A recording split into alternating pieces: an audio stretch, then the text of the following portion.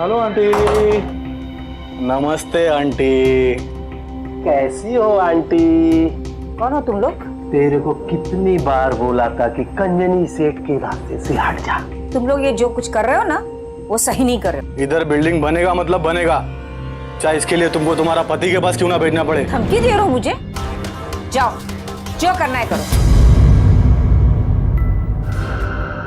आखिर ये वृद्ध महिला कौन थी जिसके साथ इतनी बदसलूकी की जा रही थी? आखिर उसके फ्लैट में ऐसी क्या खास बात थी कि जिसको खाली करने के लिए इतना जोर दिया जा रहा था? आखिर मुंबई के एक आम रेजिडेंशियल सोसाइटी में ऐसा क्या चल रहा था जिसने कुछ लोगों को हैवान बना दिया था?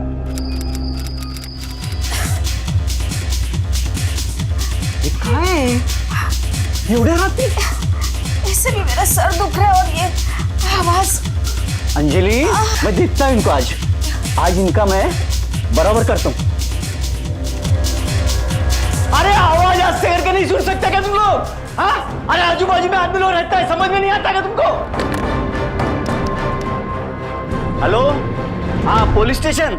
आपने फोन करके बोला ना कि यहाँ पे जोरों से म्यूजिक चालू है, यहाँ पे बिल्कुल आवाज नहीं आ रही। साहब, आपके आने के 5 मिनट पहले इन्होंने म्यूजिक बंद किया, नहीं तो इतना जोर जोर से स्पीकर बजा रहे थे ना कि हमारा नींद आराम हो गया है। ठीक है, देखता हूं मैं।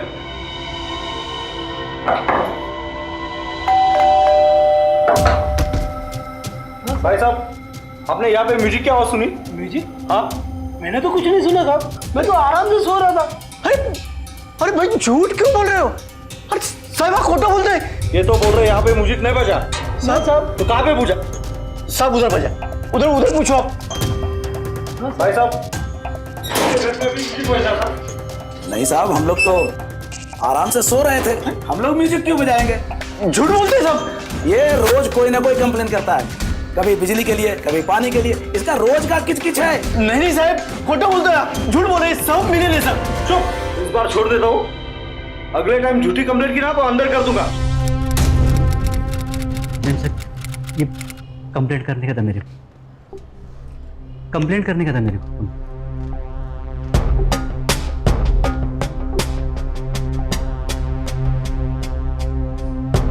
साहब, कंप्लेंट करने का।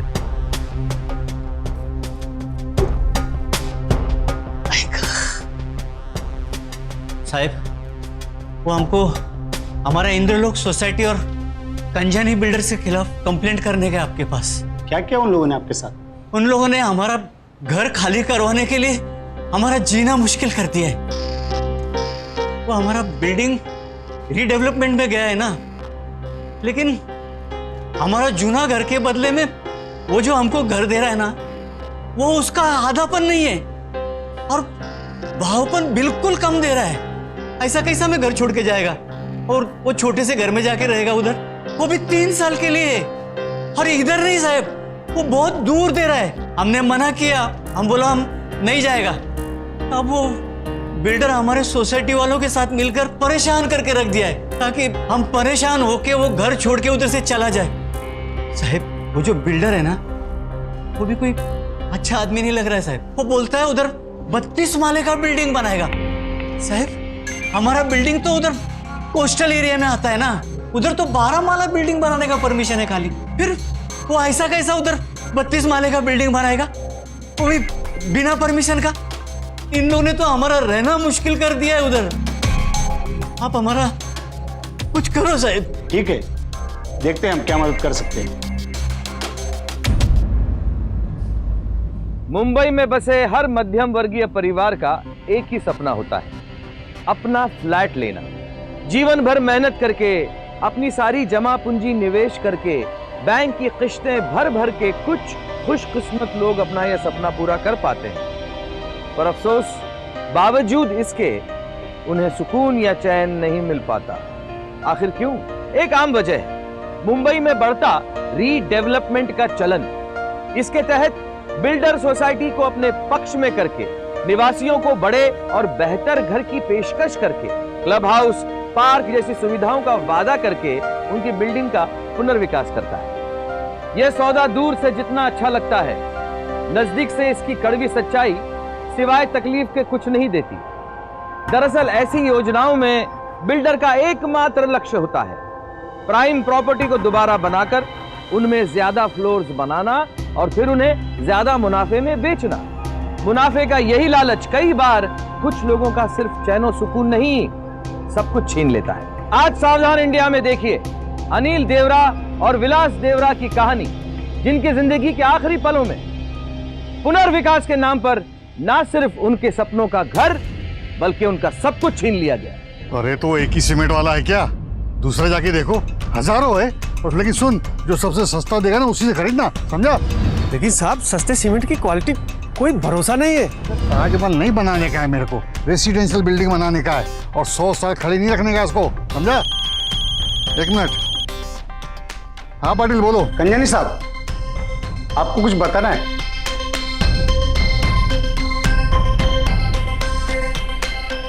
मुंबई के कई प्रसिद्ध बिल्डर्स का यह खुद मानना है कि नए प्लॉट में बिल्डिंग निर्माण करने से ज्यादा मुनाफा रीडेवलपमेंट में है। और जाहिर सी बात है, जहां ज्यादा मुनाफा हो, अंधा पैसा हो, वहां भ्रष्टाचार की संभावना भी है। बीएमसी के जारी किए गए अधिनियमों के अनुसार किसी भी रीडेवलपमेंट प्रोजेक्ट को अप्रूव करने के लिए बिल्डर को 40 से 50 मापदंडों पर खरा उतरना पड़ता है। इन्हें कहा जाता है IOD, यानी इंटीमेशन ऑफ डिसअप्रूवल कंडीशंस। इस प्रक्रिया में कम से कम 2 साल लग जाते हैं, तब कहीं जाकर बीएमसी से रीडेवलपमेंट के लिए अनुमति मिलती है। पर यहां कंजानी बिल्डर्स ने बीएमसी के कुछ भ्रष्ट अफसरों को अपनी तरफ कर लिया, सारे नियमों का उल्लंघन करके रातों रात प्रोजेक्ट अप्रूव करा लिया। यह काम उनके लिए और भी आसान हो गया, क्योंकि इस पूरी सांठगांठ में रेसिडेंशियल वेलफेयर सोसाइटी के चेयरमैन सिद्धवानी और ट्रेजरर शेट्टी भी शामिल थे। सिद्धवानी साहब, अब किस मीटिंग की बात कर रहा है ये? मुझे क्या पता। नहीं सर, कुछ तो कहा होगा। कुछ नहीं कहा उन्होंने, बहुत गुस्से में थे। बोलने लगे मिलना है अर्जेंट में। नमस्ते सेठ। नमस्ते सर। नमस्ते सेठ। ये बीएमसी के ऑफिस में जाकर हमारे खिलाफ कंप्लेंट किसने लिखाई? कंप्लेंट? हाँ, और वो भी बिल्डिंग का ही कोई आदमी है। किसका काम है ये? जरूर वो देवरा होगा सेठ। हाँ, मैं तुम लोगों को 3 करोड़ से ज्यादा दे चुका हूं ताकि कोई गड़बड़ नहीं हो। कोई गड़बड़ नहीं होगी सेठ, आप बिल्कुल चिंता मत करो। अब कुछ दिनों में बिल्डिंग के सब लोगों का साइन किया हुआ कॉन्ट्रैक्ट आपको मैं लाके दूंगा। तो ठीक है। 3 करोड़ रुपए हम कहां से वापस देंगे? 2 करोड़ तो मैं पहले इन्वेस्ट कर चुका हूं। सब मैं तो सड़क पर आ जाऊंगा।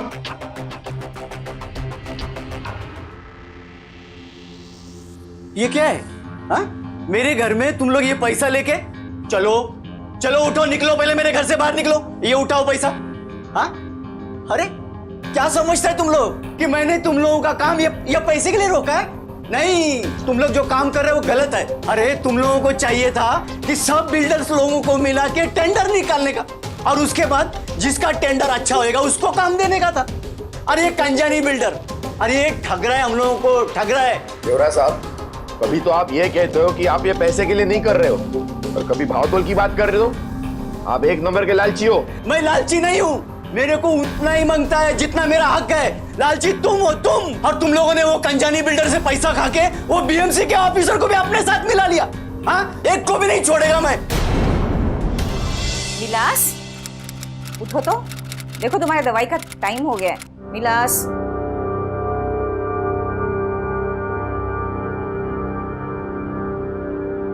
ये ले विलास।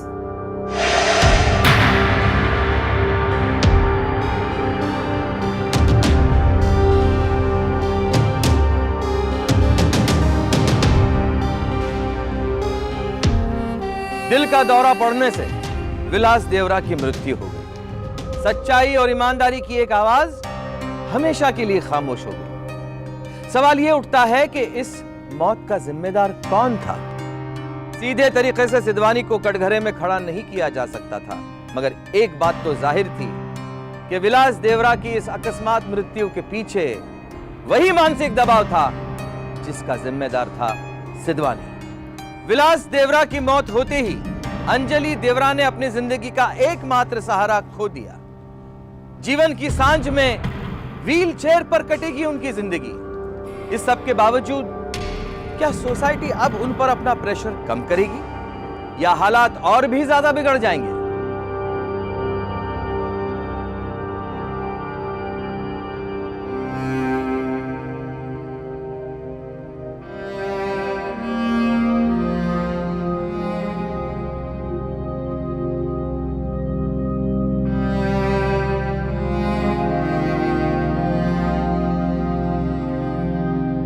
मोहिनी, तू आई के पास रुक, मैं कुछ खाने के लिए लेकर आता हूँ। अरे नहीं भैया, आप रुको, मैंने सबके लिए खाना बनाया है ऊपर, अभी भिजवाती हूँ।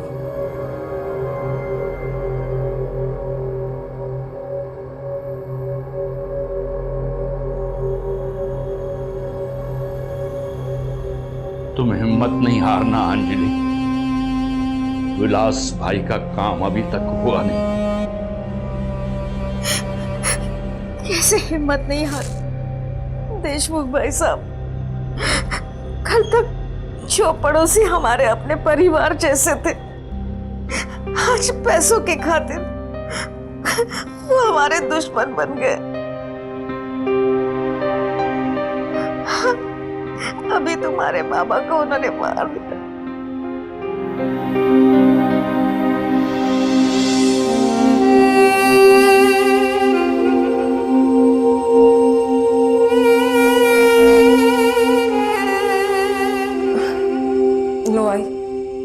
दवाई खा लो। नहीं चाहिए मुझे दवा। आई, मैं तो बोलता हूँ कि छोड़ दो ये घर, तू मेरे साथ पूना चल बस। नहीं, अभी तुम्हारे बाबा को ये पैसे चाहिए थे ताकि पूना में तुम खुद का घर ले सको। अभी तुम्हारी शादी हुई है, अब तो बच्चा भी आने वाला है। ऐसे कब तक तुम भाड़े के घर में रहोगे? आई, तू मेरी चिंता मत कराई, मैं संभाल लेगा अपने आप को। ये घर दे दे उन लोगों को। आई, तेरे को वैसे भी तकलीफ में देखकर मेरे को अच्छा नहीं लगता। आई प्लीज मान ना। आई, अभी जिन लोगों ने तुम्हारी बाबा की जान ली, अगर आज मैं उनसे हार गई तो तुम्हारे बाबा को अच्छा नहीं लगेगा। उनका काम अभी तक पूरा नहीं हुआ है और मैं पूरा करूंगी। हाँ, तुम्हारे बाबा का काम मैं पूरा करूंगी। तू जा।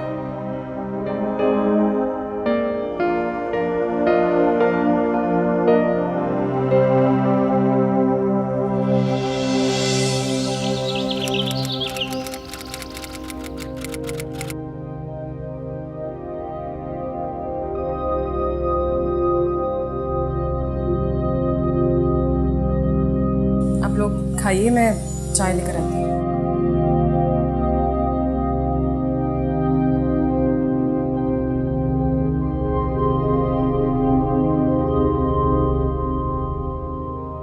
एक मिनट आई, बॉस का call. Yes sir. Sir please try to understand sir. मेरी माँ यहाँ बिल्कुल अकेली सर, और उनको यहाँ देखने वाला कोई नहीं। ऐसे में I have to be with her sir.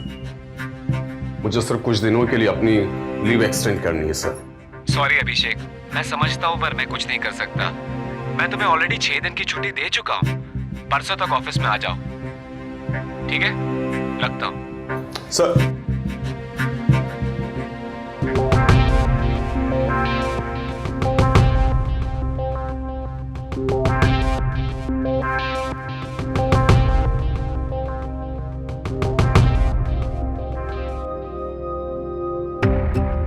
तूने नाश्ता नहीं किया? हाँ, अभी बॉसने काय सांगितलं? अरे कुछ नहीं, बस वो एक काम पेंडिंग पड़ा था बस। और तू टेंशन मत लेना, नाश्ता कर।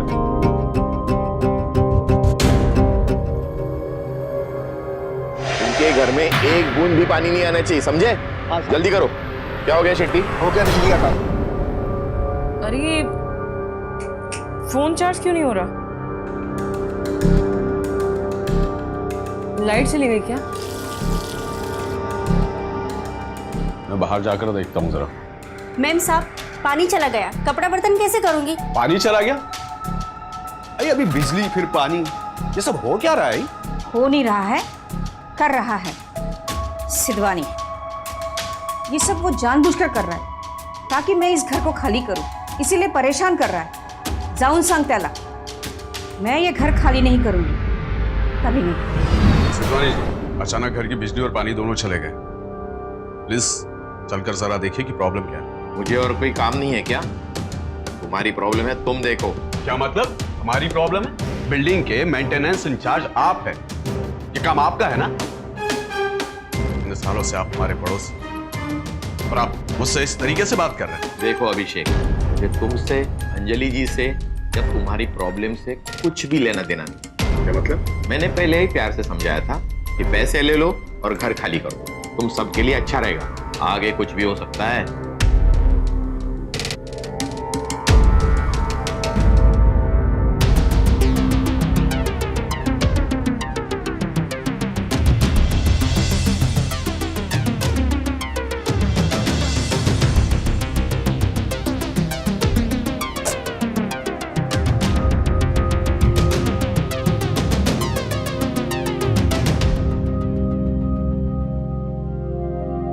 भाई, मैं और मोहिनी तेरे को बहुत प्यार करते हैं, और ये सब देखकर मुझे बिल्कुल अच्छा नहीं लगता है। भाई तू हम लोगों के साथ पुणे क्यों नहीं चलती? नहीं, मैं नहीं आऊंगी।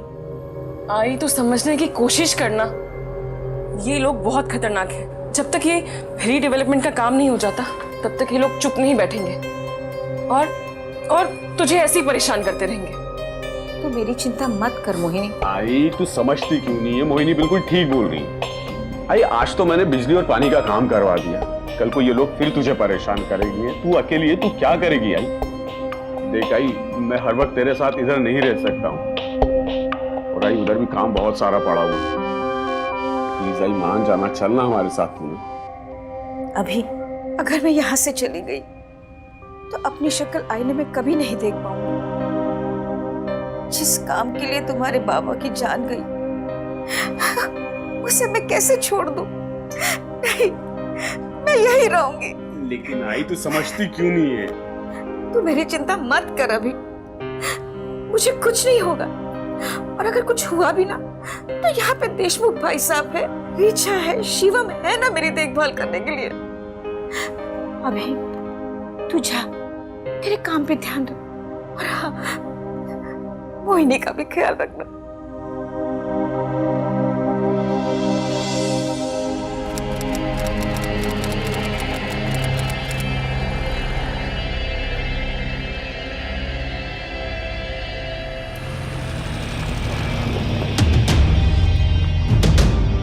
सोसाइटी के कई निवासियों की तरह अभिषेक देवरा ने सिद्धवानी की धमकी को नजरअंदाज करके बहुत बड़ी गलती की। काश वो लोग सोसाइटी के खिलाफ पुलिस में शिकायत दर्ज करते तो मुंबई पुलिस के द्वारा न सिर्फ उन्हें सुरक्षा मिलती, बल्कि इस मामले में पूरी जांच पड़ताल होती, सारे लोगों के कच्चे चिट्ठे खुलकर सामने आते।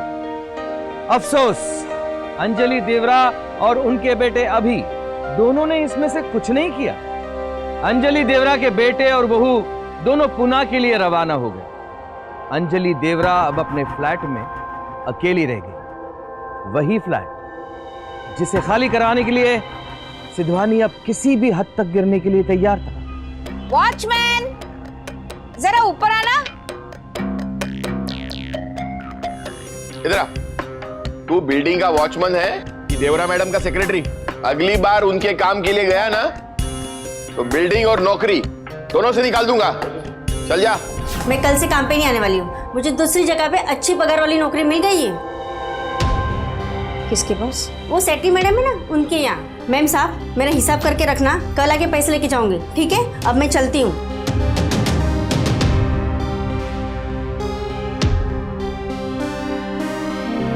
वॉचमैन, अरे वॉचमैन, अरे ऊपर तो आओ। अरे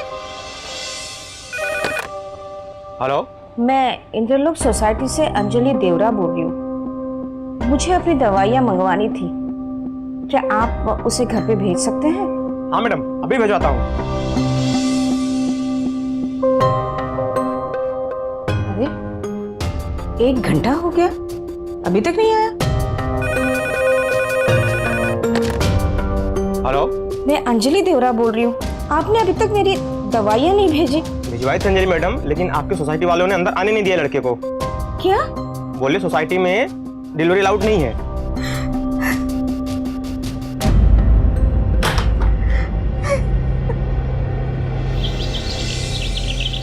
जी, ये रही आपकी दवाइयाँ। तो आंटी, आपने हमें पहले फोन क्यों नहीं किया? हम पहले ही दवाई लेकर आ जाते ना।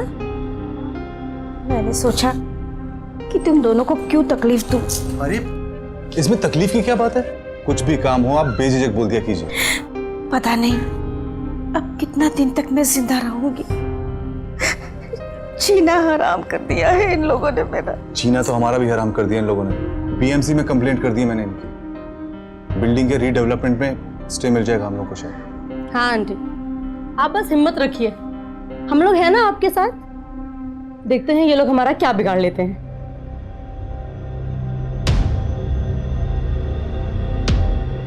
हाय, कशिश है तू? तेरे को कोई तकलीफ हो तो बोलना ही, मैं उधर पक्का आने की कोशिश करेगा ही। अरे नहीं अभी, मैं बिल्कुल ठीक हूँ। बस तू अपने काम पे ध्यान दे। तेरी बहुत चिंता होती आई हम दोनों को। काश मैं और मोहिनी तेरे साथ रह पाते आई। और इधर इतना काम है ना आई कि हम दोनों को घर आते आते रात के 10-11 बज जाते। पर नहीं, तू चिंता मत कर, मैं इस सैटरडे को पक्का उधर आने का कोशिश करेगा। मैं समझ सकती हूँ अभी, पर तू मेरी चिंता मत कर। देखो, मुझसे ज्यादा तुम्हें मोहिनी का ख्याल रखना है, उसको संभाल तू भी अपना ध्यान रखना है, और कुछ भी हो तो कॉल करना मेरे को। हाँ बरं, ठेवते मी फोन। ओके।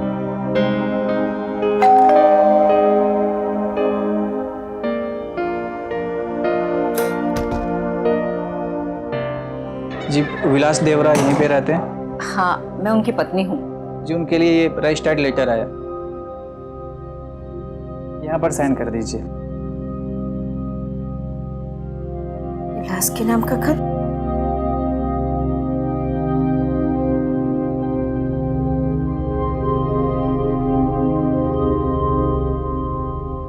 अरे ये तो बहुत अच्छी खबर है। मुझे देशमुख भाई साहब को फोन करना होगा।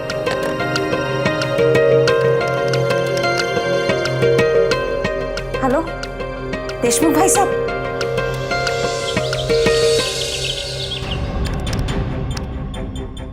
हेलो देशमुख भाई साहब, आप अभी कहाँ पर हैं? हाँ, मैं पहुंच चुका हूँ। आप कहाँ हो? लगता है आज मैं वहाँ आ नहीं पाऊंगी। क्यों, क्या हो गया? मैंने वॉचमैन को बहुत आवाजें दी, पर वो अनसुनी करके चला गया। सिद्धवानी ने उसे भी कुछ कहा है।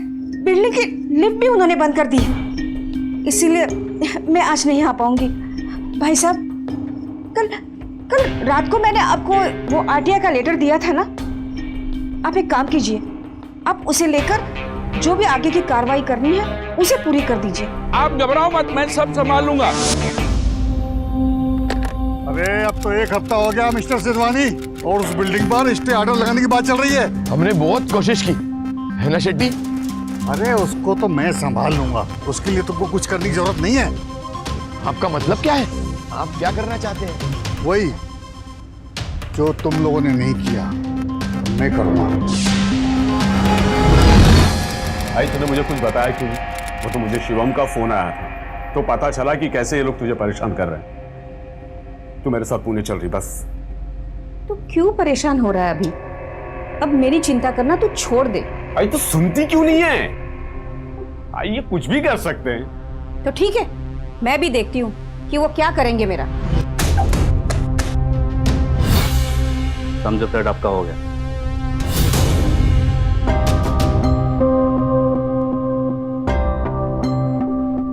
आई माना कि ये घर बाबा का सपना था, लेकिन आई अगर तुझे कुछ हो गया तो बाबा के सपने का क्या करेगी तू? और आई तुझे क्या लगता है कि तुझे इस हालत में देखकर बाबा को खुशी होती होगी? प्लीज आई मेरी बात मान ले और चल मेरे साथ। नहीं, मैं नहीं आऊंगी। ठीक है, तेरी ना जो मर्जी में आया ना वो तू कर, और अगर कल को तुझे कुछ हो गया ना आई तो मेरे को मत बोलना तू।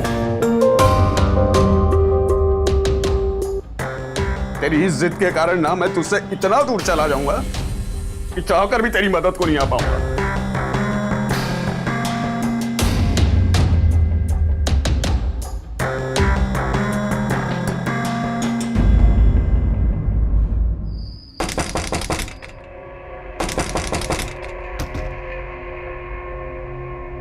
Hello aunty. नमस्ते आंटी। कैसी हो आंटी? कौन हो तुम लोग? तेरे को कितनी बार बोला था कि कंजनी सेठ के रास्ते से हट जा। तुम लोग ये जो कुछ कर रहे हो ना वो सही नहीं कर रहे हो। इधर बिल्डिंग बनेगा मतलब बनेगा, चाहे इसके लिए तुमको तुम्हारा पति के पास क्यों ना भेजना पड़े। धमकी दे रहे हो मुझे? जाओ, जो करना है करो।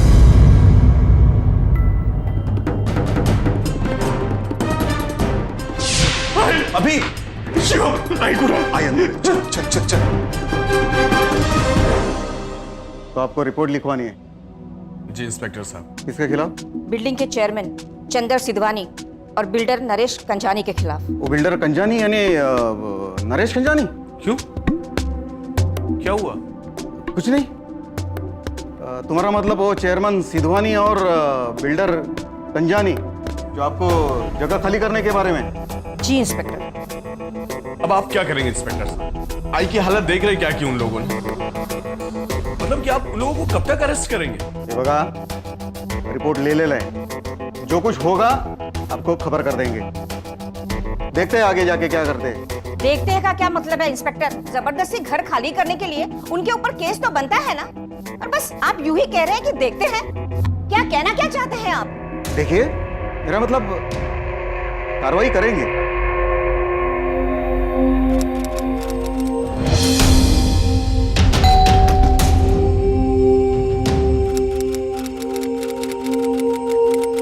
ले लीजिए। ये क्या इंस्पेक्टर साहब? ये आपको घर खाली करना पड़ेगा मिसेस देवरा, ऊपर से ऑर्डर से। हमें घर खाली करना पड़ेगा? मतलब ये आप क्या कह रहे हैं? हम ही ने तो केस किया था कि हमें इस घर से जबरदस्ती निकाला जा रहा है, और आप हम ही को हमारे घर से निकल जाने की नोटिस दे रहे हैं। बिल्डर कंजानी मंत्री जी का रिश्तेदार है, हमारे ऊपर बहुत प्रेशर है। मैं आपके भलाई के लिए कह रहा हूँ, मेरी बात मान लीजिए और ये घर छोड़कर आप चले जाइए, वरना मैं इसके आगे कुछ नहीं कर पाऊंगा।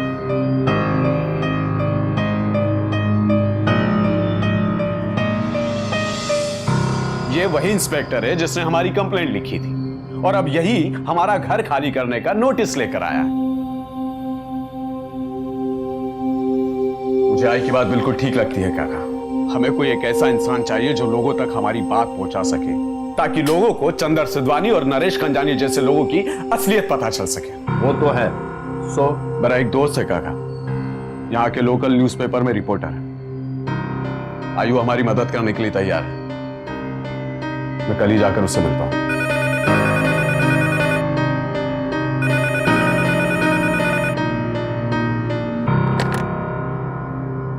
हेलो, अंजलि देवरा बोल रही है? हेलो, कौन बोल रहे हैं? अब भी टाइम है। अगर अपने बेटे की जान चाहती हो तो फौरन घर खाली कर दो। तुम्हें समझ तो आ रहा है ना मैं क्या बोल रहा हूँ? मैं दोबारा फोन नहीं करूंगा। क्या हुआ? समझी ना? वरना बेटे से हाथ धो बैठोगी। तुम जो कर सकते हो तुम कर लो, हम ये घर छोड़कर जाने वाले नहीं हैं। सुना तुमने? हम ये घर छोड़कर जाने वाले नहीं हैं।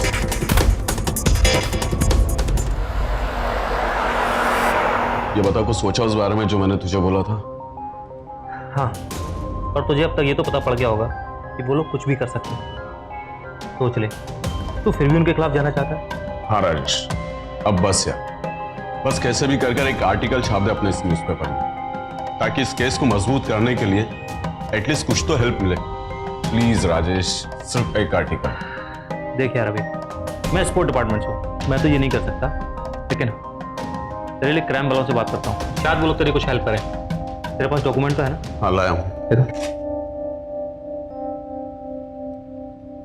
ये आरटीआई और ये घर खाली करने का नोटिस। That's great.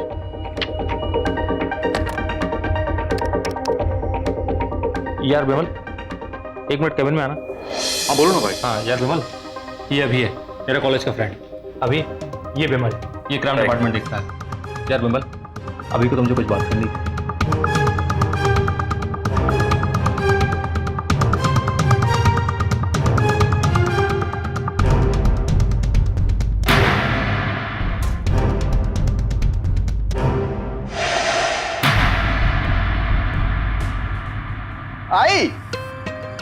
आई लवकर ये काय झालं रे अभी कशाला ओरडतोयस? बघ, काय है? फ्रंट पेज पर न्यूज छपा है आई। अब देखना कुछ ना कुछ होगा। हाँ अभी जरूर होगा, मेरा मन कहता है।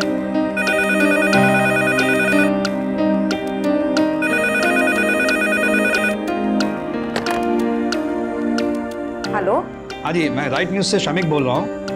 जरा अभिजीत देवरा से मेरी बात कराएंगे? कितने सालों से हम यहाँ अपने बच्चों के साथ रहते आए हैं। हमारी पूरी जिंदगी गुजर गई। हमने अपने एक बड़े परिवार की तरह सुख दुख बांटे, और आज वही पड़ोसी कुछ पैसों के खातिर हमें अपने बिल्डिंग से, हमारे घर से हमें बेदखल करना चाहते हैं। इस बिल्डिंग का चेयरमैन, ट्रेजरर और बिल्डर ने तो हमारा जीना मुश्किल कर दिया है। उन्होंने इस तरह से परेशान करना शुरू कर दिया कि मेरे पति को अपनी जान गंवानी पड़ी। आई बिल्कुल ठीक कह रही है। ये कंजानी बिल्डर, एक तो इसको पहले गलत तरीके से चुनकर ये कॉन्ट्रैक्ट दिया गया। जहां 12 माले की परमिशन है, वहां 32 माले की बिल्डिंग बनाने की बातें हो रही। हमारी तरह जिनके पास 2 BHK के, उनको 1 BHK का दिया जाए। क्यों? क्योंकि सभी को वही मिल रहा है, वो भी बाजार भाव से कम रेट पर। और ऊपर से इन लोगों का कहना है कि लेना है तो लो, नहीं तो सड़क पर रहो। अब आप ही लोग बताइए कि ये कहाँ की जोर जबरदस्ती है। कंजानी और सिद्धवानी अगर पैसों के लिए हमें इस घर से निकाल देंगे तो हम कहाँ चले जाएंगे? पानी जब आम आदमी के सर से ऊपर चला जाता है, तब जनतंत्र में उसके पास सिर्फ एक ही सहारा बचता है, जनता तक अपनी आवाज पहुंचाना। इसी तरह कंजानी जैसे भ्रष्ट और ताकतवर लोग दुनिया भर के सामने बेनकाब हो जाते हैं, और अभी जैसे आम आदमी की आवाज से आवाज मिलाकर हर नागरिक इंसाफ की मांग करता है। आज लोकतंत्र के सशक्त माध्यम के द्वारा, मीडिया के द्वारा अभी ने अपनी आवाज जनता तक पहुंचाई, और अब बारी थी अपराधियों के कटघरे में खड़े होने की। याद है ना? याद मत गाड़ी मध्ये। आपसे कहा था। मुबारक हो Mrs Deora. Thank you inspector. जब कोर्ट की डेट होगी तभी कंजानी के खिलाफ गवाही देने के लिए कोर्ट में हाजिर रहना पड़ेगा। Sure inspector. और मिसेस देवरा, आपने तो वाकई साबित कर दिया कि अगर हिम्मत हो तो पैसे की ताकत को भी तोड़ा जा सकता है। हमें माफ कर दीजिए, हमने आपके साथ बहुत बुरा किया। हमने अपने मतलब के लिए आपको बहुत दुख दिया। अंजलि ताई, हमें माफ कर दीजिए। अरे नहीं नहीं, मैंने आप सभी लोगों को मेरा एक परिवार जैसा माना है, और परिवार में छोटों को तो हमेशा बड़े माफ करते ही है ना। मुझे आप लोगों से कोई शिकायत नहीं है। देखा ही, तू जीत गई, बाबा जीत गए।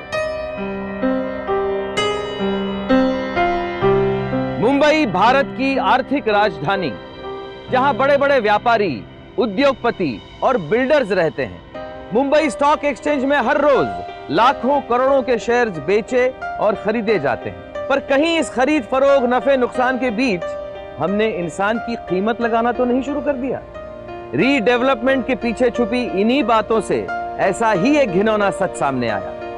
गौरतलब बात यह है कि अगर रीडेवलपमेंट सही तरीके से हो तो बिल्डर को और वहां रहने वाले निवासियों को बराबर लाभ होता है, पर अगर बिल्डर इतना लालची हो जाए कि वो निवासियों का हित ही भूल जाए, तो हमें ऐसे पुनर्निर्माण पर अंकुश लगाना होगा। याद रखिए, आप सिर्फ सोसाइटी के कार्य प्रणाली पर निर्भर नहीं रह सकते। आपको सोसाइटी मीटिंग्स में सवाल करने होंगे। बीएमसी के बनाए हुए कानूनों को लेकर आपको जागरूक रहना होगा। विलास और अंजलि देवरा की मुहिम हम सबके लिए एक बहुत बड़ी प्रेरणा है। अगर बिल्डर ना सुने तो सोसाइटी के पास जाइए, सोसाइटी ना सुने तो बीएमसी के पास जाइए, आरटीआई कीजिए, जरूरत पड़े तो मीडिया के पास जाइए, लेकिन अपनी आवाज को दबने मत दीजिए। क्योंकि जब आप सावधान रहेंगे तभी आपकी बिल्डिंग, आपका मोहल्ला, आपका शहर, आपका देश, आपका घर सुरक्षित रहेगा। आमची मुंबई, मी मुंबईकर, मुंबईकर जागृत तो ही मुंबई सुरक्षित। चलिए हम सब मिलकर शपथ लें कि इन निर्दयी भ्रष्ट लोगों से कहेंगे अतः बस, अपने अंदर के छुपे लालच से कहेंगे अतः बस। सावधान इंडिया, मुंबई फाइट्स बैक।